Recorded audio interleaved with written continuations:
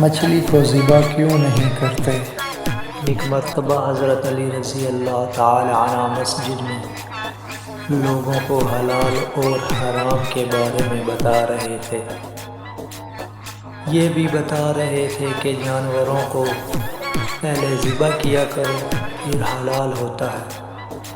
تو ایک صاحب اٹھے، انہوں نے کہا، یا علی، آپ نے فرمایا ہے کہ سب جانوروں کو پہلے ذبح کیا کرو تب حلال ہے، مگر مچھلی کو تو ہم ذبح ہی نہیں کرتے، تو پھر یہ حلال کیسے ہے؟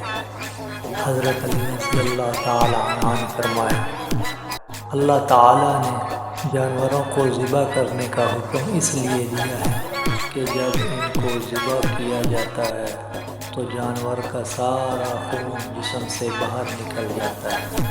اگر وہ خون نہ نکالا جائے تو اس جانور کی بیماریاں انسان میں داخل ہو جائیں۔